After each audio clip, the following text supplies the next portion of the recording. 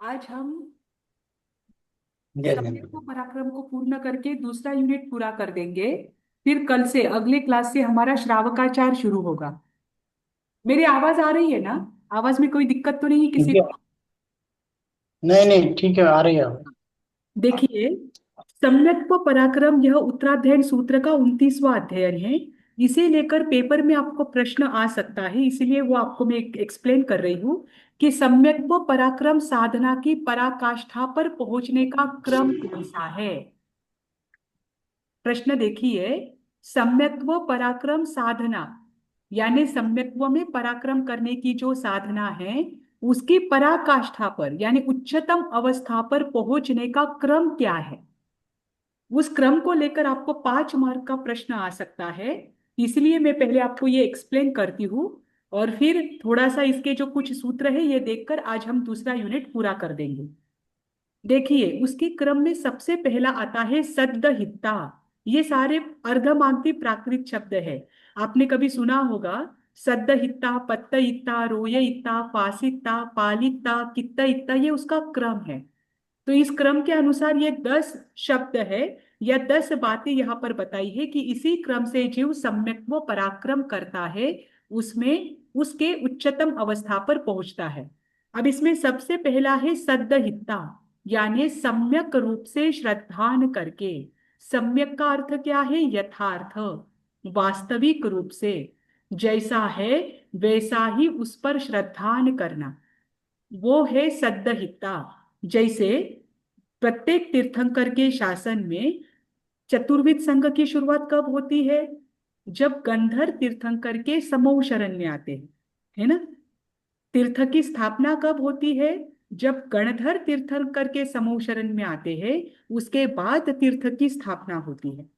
अब जैसे भगवान महावीर का शासन है, भगवान महावीर को केवल ज्ञान की प्राप्ति हुई और क्या केवल ज्ञान की प्राप्ति के बाद दूसरे दिन देवों का आवागमन शुरू हुआ।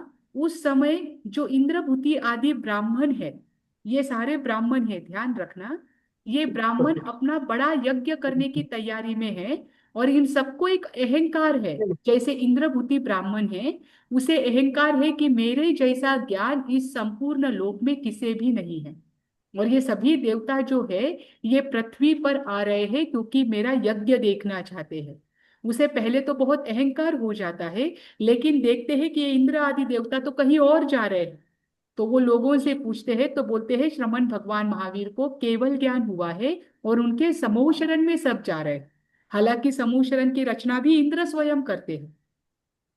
तो वो तो शंकित हो जाता है कि जरूर ये कोई मायावी व्यक्ति है, नहीं तो फिर किसी में इतनी हिम्मत नहीं कि वो क्या कर सके, मेरे आगे जा सके। तो एक शंका के हिसाब से एक मायावी व्यक्ति को देखने के लिए क्रोधवश इंद्रभूति कहा जाते हैं, समूह शरण में जाते हैं। और समूह शरण की सबसे बड़ी विशेषता होती है कि जो भवी जीव है और जो सम्यक्वी जीव है, वही समूह शरण की सीढ़ियां चढ़ सकता है। अभवी जीव समूह शरण की सीढ़ियां नहीं चढ़ सकता। ध्यान रखना, उसकी समूह शरण की 20,000 सीढ़ियां है। जब इंद्रभूति गौतम उस समूह शरण के वहां पर नीचे आते हैं, आप सोचिए, समूह शरण जमीन से लेकर ऊपर आसमान में 6,000 धनुष्य हाथ, यानी 6,000 हाथ जितनी स्थान में इतना ऊपर वो है, और वहां पर भगवान महावीर है। क्योंकि शायद मैंने पिछले क्लास में आपको बताया था कि कोई भी तीर्थंकर जब उनको केवल ज्ञान होता है तो उनका शरीर इतना हल्का हो जाता है कि वे जमीन से 6,000 धनुष्य ऊपर आकाश में चले जाते हैं। और वहीं पर आजू बाजू में समूह शरण की रचना इंद्र करते हैं। इसीलिए समूह शरण में 20,000 सीढ़ियां होती है। कोई भी तीर्थंकर समूह शरण चढ़कर नहीं जाते, वो उसमें कोई पुरुषार्थ नहीं करते। वो उस स्थान पर होते हैं, उसी स्थान पर के आजू बाजू में समूह शरण की रचना की जाती है। अब ये पहली सीढ़ी के वहां पर इंद्रभूति आए हैं, देखते ही समूह शरण का ऐश्वर्य देखते ही उनका क्या हो जाता है, सारा अहंकार गल जाता है। वो पूरी तरह से विनयवान होते हैं और एक एक सीढ़ी चढ़ते हैं। जैसे ही वो एक सीढ़ी चढ़ते हैं, भगवान महावीर उन्हें क्या कहते हैं, इंद्रभूति नाम से पुकारते हैं और कहते हैं तुम अभी आए हो, तो वो जब सुनते हैं तो वो उनको ये आश्चर्य होता है, लेकिन लगता है कि मैं तो इतना फेमस हूं तो मुझे तो कोई भी जान पाए, फिर भी अभी तक श्रद्धा नहीं बनी। हम्म, श्रद्धा तो तब बनती है जब भगवान कहते हैं कि तुम इतना अध्ययन कर चुके हो लेकिन आज भी तुम्हें आत्मा के अस्तित्व को लेकर, कर्म के अस्तित्व, एक एक गंधर्व को एक एक बात बताते हैं कि एक एक गंधर्व को कौन कौन सी शंका है, कि इतना अध्ययन कर लिया लेकिन आत्मा के अस्तित्व को लेकर शंका है, कर्म के अस्तित्व को लेकर शंका है, पुण्य पाप है या नहीं इसके अस्तित्व को लेकर शंका है। तो भगवान जब उनका निराकरण करते हैं तो उसी समय उनमें जो श्रद्धा उत्पन्न होती है वो है उनके धर्म की शुरुआत, या सम्यक व पराक्रम के पराकाष्ठा की शुरुआत। तो कोई भी व्यक्ति अपने धर्म की शुरुआत कब करता है? जब वह पहली बार वास्तविक जो तत्व है उन पर श्रद्धान करता है। आपने तीर्थंकरों के भव सुने हैं, जैसे श्वेतांबर परंपरा भगवान महावीर के 27 भव बताती है और दिगंबर परंपरा भगवान महावीर के 34 भव बताती है ना? तो भवों की ये संख्या जो है, क्या आपने कभी सोचा तीर्थंकर के भव इतने ही होते हैं क्या? तीर्थंकर ने भी तो अनादिकाल से जन्म लिया है, उन्होंने भी तो अनंत जन्म किए हैं। तो ये 27 और 34 की गिनती ही क्यों की जाती है? क्योंकि वहां से पहली बार उनकी श्रद्धा की शुरुआत हुई।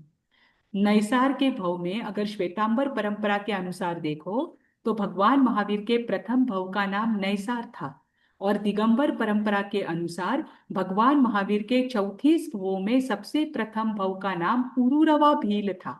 वो भील थे।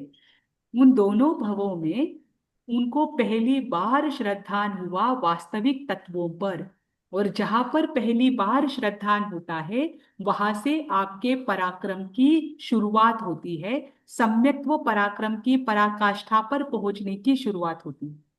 तो तीर्थंकर के भव भी कब से गिनाए जाते हैं? जब से उनको पहली बार श्रद्धान होता है, सम्यक्त्व का स्पर्श होता है। ठीक। तो सबसे पहला है इसमें सद्दहिता, यानी सम्यक रूप से श्रद्धान करना तत्वों पर। दूसरा है पत्तहिता। पत्तहिता का अर्थ होता है प्रतीति करना, प्राप्त करना।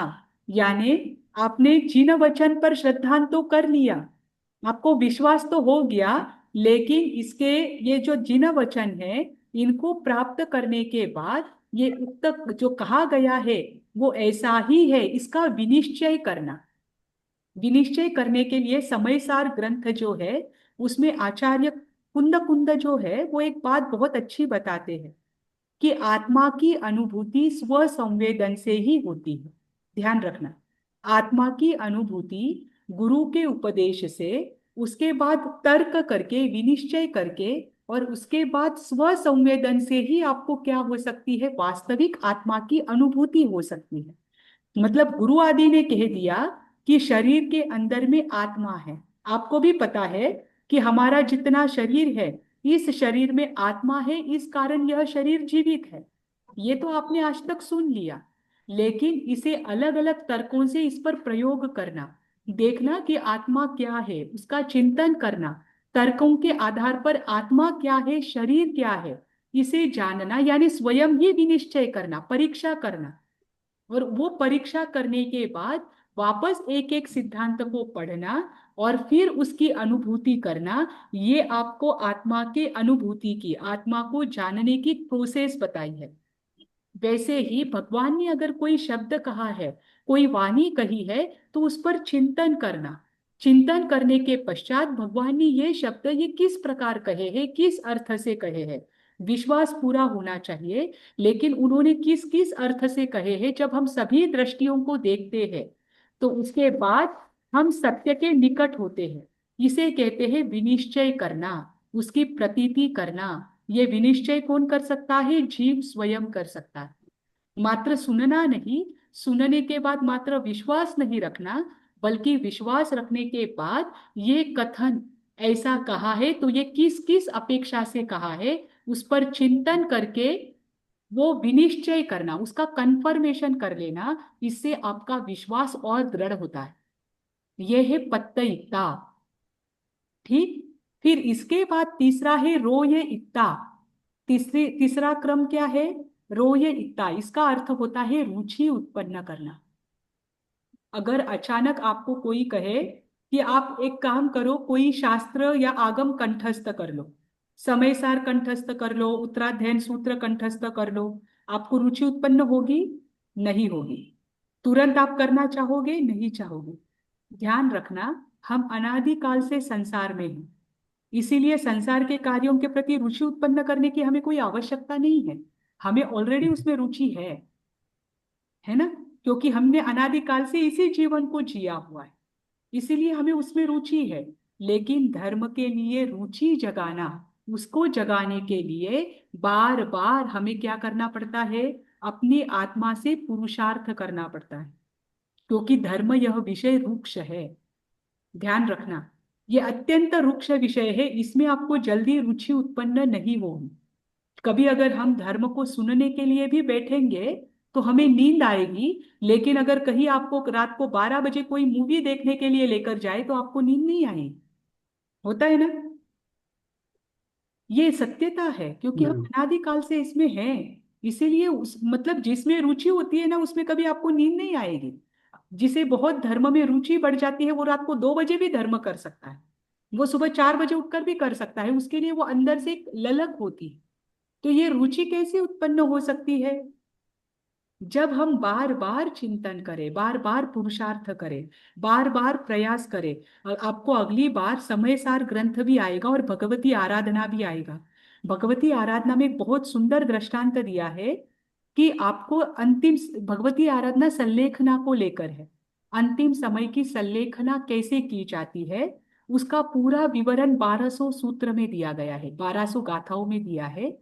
तो उसमें एक एक जगह पर बहुत अच्छा दृष्टांत आता है कि अंत में आपको समाधि मरण या अंत में आपको धर्म की प्राप्ति कैसे होगी? जब आप अपने पूरे जीवन में प्रतिदिन उस धर्म के लिए प्रयास करेंगे, तभी आपको अंत में धर्म मिल सकता है। उसके लिए एग्जाम्पल दिया है कि जैसे कोई राजा है, राजा प्रतिदिन युद्ध नहीं करता, लेकिन युद्ध का अभ्यास वो प्रतिदिन करता है ना? प्रतिदिन वो शस्त्र चलाना वगैरह उसकी प्रैक्टिस करता है।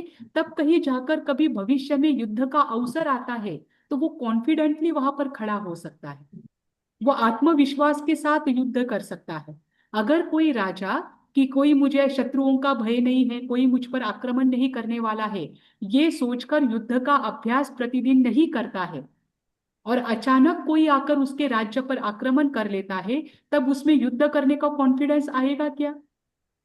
नहीं आएगा, क्योंकि नहीं। प्रैक्टिस ही नहीं की, क्योंकि प्रयास और अभ्यास ही नहीं किया।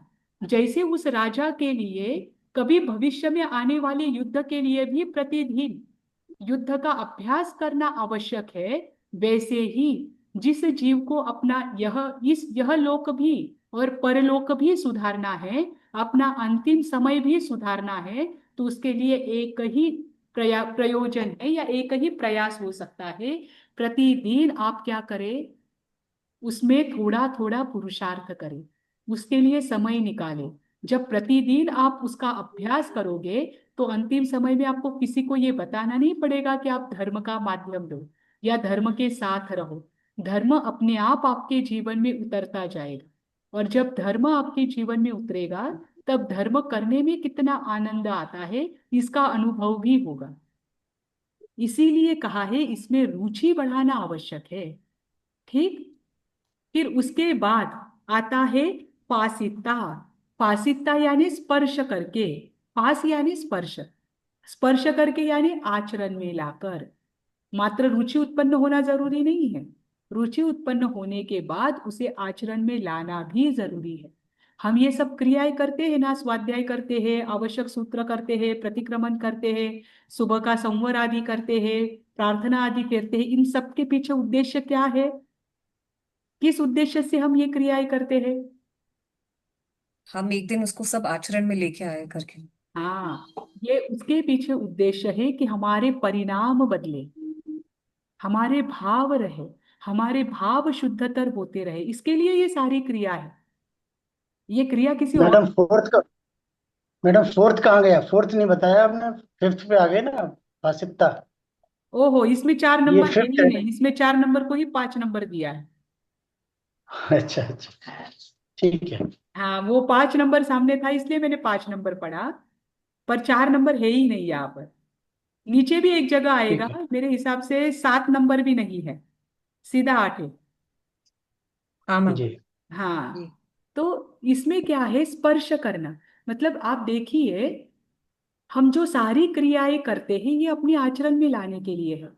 हमने ये बहुत बार सुना है कि ये पूरा जो मेरू पर्वत है जो 1,40,000 योजन का है, ये पूरा मेरू पर्वत भर जाएगा, इतनी बार हमने रजोहरण लिया। रजोहरण लिया है अर्थात इतनी बार, इतने जन्मों में, एक जन्म का एक रजोहरण, ऐसे इतने जन्मों में हमने पंच महाव्रतों को ग्रहण किया है, संयम को ग्रहण किया है। लेकिन फिर भी अगर हम 5वें आरे में आए हैं तो हमने मात्र क्रिया की, उसे आचरण में यानी भावों से आचरण में नहीं लाया, है ना, मात्र बाह्य क्रिया ही की। और एक एग्जाम्पल आते हैं, जैसे भगवान महावीर के समय, जो भगवान महावीर के उपदेशों का संकलन है, उसमें 8 अभवी आत्माओं का वर्णन आता है। भगवान महावीर के समय में भगवान महावीर ने जिनका उल्लेख किया है, ऐसी अभवी आत्माएं तो बहुत होगी, लेकिन 8 अभवी आत्माओं का वर्णन आता है। अभवी आत्मा किसे कहते हैं? जो कभी भी तो मोक्ष प्राप्त नहीं कर सकते, उनमें वो योग्यता ही नहीं होती, ऐसे अभवी आत्माओं का वर्णन आता है। और उसमें एक जो है वो है अंगार मर्दनाचार्य और विनय रत्न साधु। ये साधु जी थे, पंच महाव्रतों को ग्रहण किया था, और अंगार मर्दन जो थे वो तो आचार्य थे संघ के, लेकिन फिर भी वे अभवी थे। मतलब धर्म क्रिया तो ऐसे पाल रहे थे, या ऐसे पालते हैं जैसे गौतम गणधर पालते हैं। इतनी उत्कृष्ट रूप से बाहरी क्रिया का पालन होता है, लेकिन अंदर में मोक्ष के लिए कोई विश्वास नहीं होता। जो मेन पहला है ना, सद्दहत्ता, श्रद्धान, वो श्रद्धान ही नहीं होता है। इस कारण से आगे का आप कितना भी करो, इसका कोई मतलब नहीं। इसका यही क्रम है, पहले आपको श्रद्धान ही होना चाहिए, श्रद्धान के बाद प्रतीति ही होती है, उसके बाद रुचि बढ़ती है, और रुचि के बाद आप आचरण में ला सकते हो। जो चीज आपको पसंद नहीं ना, उसको आप ज्यादा दिन कर नहीं सकते। मैं अगर आपको बोलूं आज कि आप ध्यान कीजिए, क्योंकि ध्यान बहुत महत्वपूर्ण है आपके शरीर के लिए भी, आपके मानसिक स्वास्थ्य के लिए भी, और आपकी आत्मा के लिए भी। क्योंकि 7वें गुणस्थान के आगे जितने भी गुणस्थान हैं ये मात्र ध्यान में ही प्राप्त होते हैं, कोई भी ध्यान के बाहर नहीं होता। इन गुण स्थानों की प्राप्ति मात्र ध्यान में होती है। तो ध्यान कितना इंपॉर्टेंट है, पर उस ध्यान में आपकी रुचि नहीं है, तो आज अगर मैंने कहा है और आज आपको बहुत अच्छा लगेगा, हाँ चलो मुझे भी करना है, आज एक दिन आप करोगे, लेकिन कल कल भी कर लोगे मन को संभाल कर, लेकिन 2 दिन बाद आपका वो लिंक टूट जाएगा, इसमें कंसिस्टेंसी नहीं रहेगी। कंसिस्टेंसी क्यों नहीं रहती है? क्योंकि रुचि नहीं है ना। खाने में हमारी कंसिस्टेंसी होती है, बाहर घूमने में हम्म। कंसिस्टेंसी होती है, घर के कामों में कंसिस्टेंसी होती है। कंसिस्टेंसी बस कहाँ पर नहीं होती है? धर्म के कार्य में, क्योंकि रुचि नहीं। इसीलिए रुचि नहीं हो तो आचरण में भी नहीं आ सकता। ठीक, तो उसे आचरण में लाना, ये स्वयं को बदलने का पूरा पूरा प्रयास करना, ये है फासिता, और इसके लिए ही सारे प्रयोजन होते हैं। फिर उसके बाद आता है तीरिता। तीरिता यानी जीवन के अंतिम क्षण तक उसे पार लगाना। एक बार आपने कोई नियम ग्रहण कर लिया तो उसे अंतिम समय तक संभालना, और जो अंतिम समय तक संभालता है वही, वहां से ही उसके जीवन की और सम्यक व पराक्रम की क्या हो जाती है? शुरुआत हो जाती है, या निश्चय हो जाता है कि ये तो प्राप्त कर कर ही रहेगा। इसके लिए आप कोई भी ले लो आगम का उदाहरण, आप मैतार्य मुनि का ले लीजिए, सुकुमाल मुनि का ले लीजिए, कि ऐसे समय में भी एक बार उस सम्यक्त्व को ग्रहण कर लिया, धर्म को ग्रहण कर लिया, तो मारणांतिक उपसर्ग उन पर आए। मैतार्य मुनि के पूरे शरीर की खाल उतारी गई, और सुकुमाल मुनि के एक एक शरीर का एक एक अवयव सिंह ने खा लिया, लेकिन फिर भी धर्म कहा था उनके नस नस में जमा हुआ था, है ना। तो अंतिम समय तक इतने बड़े उपसर्ग तो 5वें आरे में नहीं आएंगे, लेकिन कभी आते भी है तो धर्म से च्युत नहीं होना। और हमारे सम्यक्त्व पर शंका हमें क्यों होती है? क्योंकि कभी अगर हमारे जीवन में थोड़ा सा भी दुख आ जाता है तो सबसे पहले शंका हमें धर्म पर होती है, सबसे पहले हम्म। शंका हमें परमात्मा पर होती है ना। मैं तो अब बोलते वक्त भी हम बहुत बार बोलते हैं, किसी को बोलते हुए आपने सुना भी होगा कि अरे ये इतना धर्म करता है लेकिन फिर भी इसके जीवन में कितने दुख आए, है ना। मतलब आरोप किस पर लगाया जाता है? धर्म पर। ये नहीं होना चाहिए। हाँ। धर्म आप अपने लिए कर रहे हो, अपनी आत्मा के लिए कर रहे हो, कर्म भी हमने ही किए हैं कभी ना कभी, उसका फल हमें मिल रहा है ना। तो ये है तीरिता, अंतिम क्षण तक उसे पार लगाओ, लेकिन कभी भी दोष आप धर्म को मत दो। ये हमारे कर्म है, उसके फल स्वरूप में हमें मिलता है। ठीक। फिर उसके बाद है कित्तयित्ता। कित्तयित्ता यानी कीर्तन करके, गुणानुवाद करने से, यानी स्वाध्याय करने से, उसका बार बार स्वाध्याय करना। स्वाध्याय का अर्थ ये नहीं कि आपने आगम की गाथा पढ़ ली। स्वाध्याय का आप अर्थ समझिए, स्वयं का अध्ययन, वो होता है स्वाध्याय। स्वयं का चिंतन। आप ध्यान रखना, कोई बोलता है मैंने 2000 गाथाओं की स्वाध्याय की, कोई बोलता है आज मैंने ये शास्त्र पढ़ा इसका स्वाध्याय किया। पढ़ना मात्र स्वाध्याय कभी नहीं होता। पढ़ने के बाद आप जो चिंतन करते हैं वो स्वाध्याय है। नौ पूर्व की तीसरी वस्तु तक का ज्ञान किसी अभवी को हो सकता है। नौ पूर्व तक वो पहुंचे हैं, मतलब उन्होंने प्रतिदिन स्वाध्याय किया है मुख से। ध्यान ध्यान रखो इस बात का, कि नौ पूर्वों तक वो पहुंचे हैं, मतलब उन्होंने प्रतिदिन मुख से स्वाध्याय किया ही किया है। पर फिर भी वो मोक्ष प्राप्त कर सकते हैं क्या? और एक ऐसे कुछ मुनिराज भी आपको देखने को मिलेंगे कि एक शब्दों का स्वाध्याय, एक शब्दों का ज्ञान प्राप्त करने में भी मुश्किल हुआ। जैसे एक एग्जाम्पल आता है माश तूष मुनि का। नाम उनका कुछ और था, लेकिन माश और तूष के कारण उनको केवल ज्ञान की प्राप्ति हुई, इसलिए माश तूष कहा जाता है। माश का अर्थ क्या होता है? उड़द की दाल। और तूष का अर्थ होता है ऊपर का छिलका। उन्होंने बस माश तूष इन शब्दों का ही क्या किया? चिंतन किया। इस शब्द पर बार बार उसका रटन करके माश क्या होता है, तूष क्या होता है, इसको सोचते चले गए। और उसको सोचते सोचते उनको ध्यान में आया कि उड़द की दाल अलग है, उड़द के दाल के ऊपर का छिलका अलग है। बस इतना चिंतन किया। इस चिंतन के आगे वो चिंतन को उन्होंने अपने शरीर पर घटाया, कि जैसे उड़द की दाल अलग है, उड़द का छिलका अलग है, वैसे ही यह आत्मा अलग है, शरीर अलग है। उस चिंतन पर वे आए और उस चिंतन में इतने उच्चतम अवस्था को पहुंचे कि बिना ज्ञान के, बिना बाहर के सूत्र आदि कंठस्थ किए हुए ही उनको केवल ज्ञान की प्राप्ति हुई। तो यहाँ पर स्वाध्याय का अर्थ कोई शास्त्र पढ़ना नहीं मात्र। तो भले ही आप शास्त्र की एक गाथा पढ़ लीजिए, एक शब्द को पढ़ लीजिए, लेकिन उस शब्द पर आपका चिंतन जो है वो स्वाध्याय है। और ये स्वाध्याय आपको सम्यक वो प्राप्ति में सहयोग करता है। जैसे आपका चिंतन विशुद्ध होता जाता है, आपको सम्यक दर्शन की प्राप्ति हो सकती है। ठीक। तो यहाँ पर आगे क्या है? स्वाध्याय करना, कित्ता इत्ता यानी कीर्तन आदि करना, जो गुणानुरागी है, जिन्होंने इन गुणों को प्राप्त किया है, सम्यक दर्शन को प्राप्त किया है, केवल ज्ञान को प्राप्त किया है, या फिर सिद्धत्व को प्राप्त किया है, उन सबका कीर्तन करना, ताकि उनके कीर्तन करते करते ही उनके जैसे भाव हमारे भीतर में आए। ये कित्त इत्ता। फिर उसके बाद है सोह इत्ता, यानी उत्तरोत्तर, जो भी आपके आचरण करके, यानी आपका आचरण उत्तरोत्तर शुद्ध करते हुए जाना, जिससे आप क्या कर सके? आगे आगे के गुण स्थानों को प्राप्त कर सके। यानी उत्तरोत्तर शुद्ध होना, उसे कहते हैं सोह इत्ता, यानी शुद्धता। शुद्ध क्या करना? शरीर करना या आत्मा करना? आत्मा। हाँ, आत्मा। आत्मा शुद्ध करना। क्योंकि मैंने कल ही परसों के इसमें ही बताया था कि वैदिक परंपरा में क्या है, यज्ञ करने से पूर्व शरीर को शुद्ध करने का भी महत्व दिया गया है। कि आप शरीर को क्या करें? अच्छे पवित्र नदी में जाकर स्नान करके आए, ताकि आपके शरीर की भी मलिनता दूर हो और आपके कर्म भी नष्ट हो। बाहर से कभी कर्म नष्ट नहीं होते। आत्मा को शुद्ध करना आवश्यक है। और आत्मा को उत्तरोत्तर शुद्ध करने वाला जीव क्या कर सकता है? सम्यक्त्व पराक्रम की पराकाष्ठा को प्राप्त कर सकता है ना। जैसे एक हम्म। एग्जाम्पल मैं आपको बताती हूँ। श्रेणिक राजा है। देखो, आप ध्यान रखो कि आपके भावों का कितना महत्व है।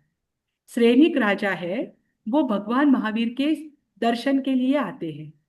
भगवान महावीर, पहले आपको पता है कि चौथे आरे में या पांचवें आरे के शुरुआत में भी साधु साध्वी जी कहाँ रुकते थे? साध्वी जी आदि उपाश्रय और चैत्य में रुकते थे, और साधु जी उद्यान में रुकते थे, है ना। तो भगवान महावीर उद्यान में रुके हुए हैं, और उद्यान में जगह जगह पर, अब उनके 14,000 शिष्य है, तो 14,000 शिष्य अपने अपने स्वाध्याय में रमे हुए हैं। प्रत्येक जगह पर एक एक साधु जी क्या है, एक एक कोने में बैठकर अपनी अपनी साधना चिंतन मनन कर रहा है। अब ये सैनिक राजा जो है, ये भगवान महावीर के पास जाने से पहले एक मुनि को देखते हैं। वे मुनि है प्रसन्न चंद्र राजर्षि, आपने नाम कभी सुना होगा। अब ये मुनि को देखते हैं, इतनी प्रशांत मुद्रा उनकी होती है, वे कायोत्सर्ग में खड़े हैं। इतनी प्रशांत मुद्रा होती है, सैनिक राजा कुछ देर वहीं रुकते हैं, और वे देखकर अंदर चले जाते हैं। और जैसे ही वे अंदर जाते हैं, भगवान महावीर का जब ध्यान खुलता है, तो भगवान महावीर को पूछते हैं कि यहाँ पर जो बाहर मुनिराज है, जो कायोत्सर्ग मुद्रा में खड़े हैं, वे अगर इस समय अपनी आयु पूरी करेंगे तो कहाँ जाएंगे? क्या प्रश्न किया सैनिक राजा ने? कि बाहर जो मुनिराज खड़े हैं, वे अगर इस समय अपनी आयु पूरी करते हैं तो वे मरकर कहाँ जाएंगे? तो भगवान फरमाते हैं कि वे अगर इस समय अपनी आयु पूरी करते हैं तो सातवीं नरक में जाएंगे। ध्यान रखना, क्या कहा भगवान ने? कि इस समय अगर वे अपनी आयु पूरी करते हैं तो वे मरकर सातवीं नरक में जाएंगे। अब सैनिक राजा तो बहुत गड़बड़ जाते हैं कि भगवान ऐसा क्यों कह रहे हैं। कि इतने अगर प्रशांत मुद्रा में खड़े हुए मुनिराज अगर इस समय आयु पूरी करके सातवीं नरक में जाते हैं, तो हम जैसे भोग के कीड़े कहाँ जाएं? तो श्रेणिक राजा का तो समाधान होता ही नहीं है। श्रेणिक राजा चिंतन करने लग जाते हैं, उनको तो चिंता होती है कि इतने भगवान ने ऐसा क्यों कहा। थोड़ी देर बाद वापस श्रेणिक राजा को क्या सूझता है, वो पुनः वही प्रश्न करते हैं कि भगवान अगर इस समय वे मुनि आयु पूरी करे तो मरकर कहाँ जाएंगे? तो उस समय भगवान कहते हैं कि ये मुनि अगर इस समय आयु पूरी करते हैं तो ये मरकर चौथी नरक में जाएंगे। अब सैनिक राजा को शंका हो गई कि थोड़ी देर पहले तो भगवान ने बताया कि सातवीं नरक में जाएंगे, अब बता रहे हैं चौथी नरक में जाएंगे। तो सैनिक राजा को तो शंका बढ़ती रही, थोड़ी देर बाद वापस पूछा कि अब अगर ये आयु पूर्ण करते हैं तो कहाँ जाएंगे? तो भगवान फरमाते हैं कि अब तो पहली नरक में जाएंगे। तो सैनिक राजा तो और कंफ्यूज हो गए कि भगवान ऐसे बार बार क्यों जवाब बदल रहे हैं। थोड़ी देर बाद वापस वो पूछते हैं तो भगवान फरमाते हैं कि अब तो उनका नरक गति का बंद हो ही नहीं सकता। अब तो वे ऊर्ध्व लोक में ही जाएंगे। अब ये सैनिक राजा सोच ही रहे होते हैं कि थोड़ी देर बाद उनको बाहर से देव दुंदुभी की आवाज आती है। देवों का आवागमन धरती पर शुरू हो जाता है। तो वे भगवान से पूछते हैं कि बाहर इतना कोलाहल क्यों है, इतनी आवाज अचानक से क्यों हो रही है, और ये देव आकाश से दुंदुभी क्यों बजा रहे हैं? तो अब भगवान बोलते हैं कि जिन मुनि के बारे में आपने मुझे बताया था उनको केवल ज्ञान हो चुका है ना। तो वो ऐसा बताते हैं। तो श्रेणिक राजा भगवान से पूछते हैं कि आपने मुझे अलग अलग जगह पर, जब मैंने सबसे पहले आपको पूछा था तब तो आपने मुझे बताया था कि अगर ये अभी आयु पूर्ण करते हैं तो ये सातवीं नरक में जाएंगे, और अब तो आप बता रहे हो इनकी केवल ज्ञान भी हो गया। ऐसा कैसे हो सकता है? तो उस समय भगवान बताते हैं कि पहली बार जब तुमने मुझे प्रश्न किया था कि इस समय अगर ये मुनिराज आयु पूरी करते हैं तो कहाँ जाएंगे, उस समय प्रसन्न चंद्र राजर्षि जो मुनिराज है, वो बाहर से तो कायोत्सर्ग मुद्रा में थे, परंतु अंदर से वे समरांगन में थे, वे युद्ध भूमि में थे। क्योंकि जब तुम आए उसके पहले वहां पर से दो लोग जा रहे थे, और दो लोगों की चर्चा चल रही थी कि ये कैसा राजा है कि अपने छोटे से पुत्र को राज्यभार सौंपकर यहाँ पर मुनि बनकर खड़ा है, और उसके छोटे पुत्र पर आज इतना बड़ा संकट आया है कि छोटा राजकुमार राज सिंहासन पर बैठा है, तो शत्रु राजा ने आक्रमण कर लिया है, और वो छोटा लड़का क्या कर रहा है? युद्ध भूमि में लड़ने के लिए गया है। जैसे ही ये शब्द प्रसन्न चंद्र राजर्षि के कान पर पड़ते हैं, तो उनको पूर्व के वे शत्रु याद आ जाते हैं, और वे कल्पना से, मन से कहाँ पर पहुंचते हैं? उस समरांगण में पहुंचते हैं और वो वहां पर ध्यान में खड़े हैं, लेकिन मन में वो युद्ध कर रहे हैं और उन राजाओं को मार रहे। वो वहां पर क्या कर रहे हैं, मन से उन राजाओं के साथ युद्ध करते हुए मार रहे हैं। इस कारण से मैंने तुम्हें कहा था कि ऐसे भावों के साथ अगर प्रसन्न चंद्र राजर्षि की मृत्यु होती है तो इस समय में वो सातवीं नरक में जाएंगे। पर जब तुमने मुझे आगे के प्रश्न किए, तब धीरे धीरे उनका आवेश, उनका क्रोध, उनका राग ये कम हो रहा था। और जब तुमने मुझे ये प्रश्न किया कि ये अब मरकर कहाँ जाएंगे, उस समय जब मैंने तुम्हें बताया था कि अब इनके नरक गति का बंधन नहीं हो सकता है, उस समय उनके भाव थे, वो अपने हाथ में कोई शस्त्र नहीं पाते हैं, तो अपने मुकुट को राजा के ऊपर फेंकने के लिए वो क्या करते हैं, मुकुट की ओर हाथ लगाते हैं तो देखते हैं कि अरे मेरा तो सर मुंडा हुआ है, मेरे सर पर तो मुकुट है ही नहीं। जब ये सोचते हैं तो उनकी भावधारा वहां से बदलने लगती है कि मैं क्या कर रहा, मैं तो मुनि हूं, मेरा तो संसार में और उस युद्ध में कोई संबंध ही नहीं है। वहां से उनके भाव बदलने लगते हैं। इसीलिए मैंने कहा था कि अब वो नरक गति का बंध कर ही नहीं सकते, अगर अब उनकी आयु पूरी होती है तो। और अब ऐसे उनके भाव हो जाते हैं, इतने शुद्धतम अवस्था पर वे पहुंच जाते हैं कि पहुंच कर ही उनको क्या हो गया, तुरंत केवल ज्ञान हो गया। अब तो संसार का परिभ्रमण भी उनके जीवन में शक्य नहीं है।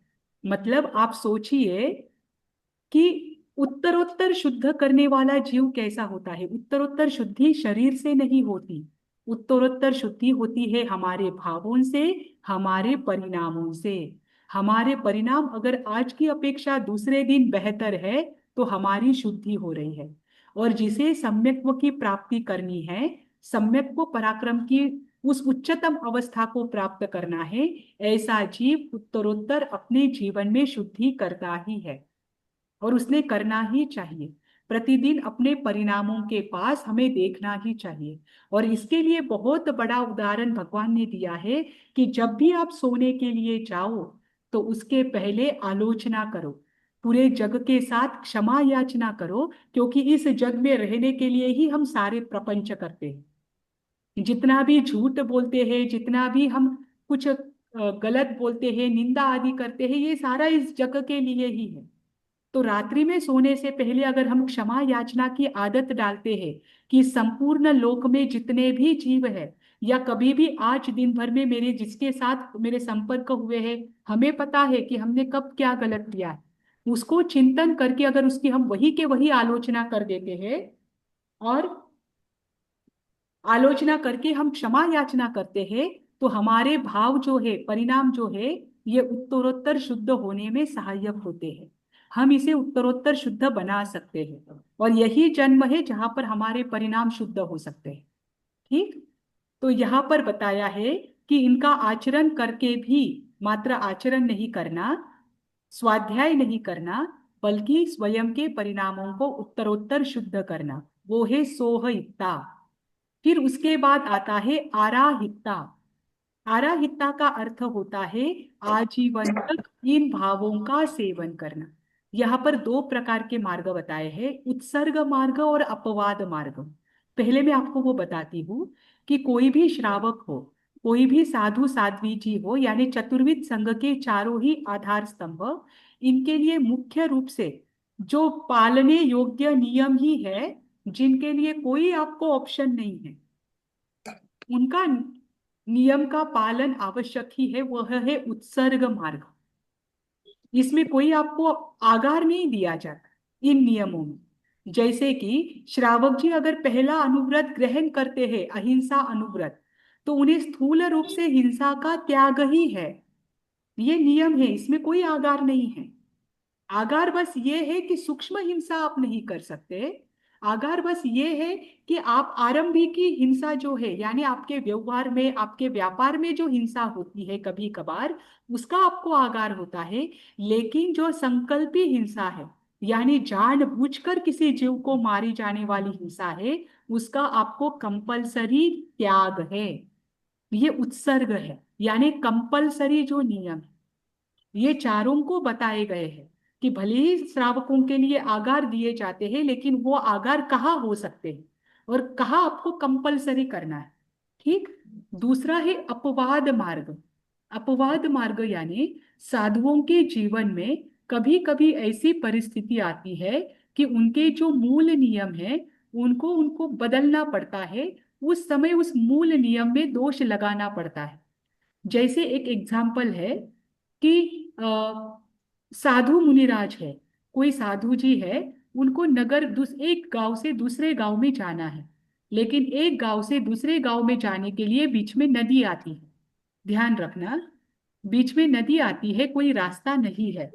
तो ऐसे समय में अगर साधु जी को दूसरे गांव में जाना आवश्यक है तो उस समय वे साधु जी जो नाव है, नाव में बैठकर दूसरे तट पर जा सकते हैं।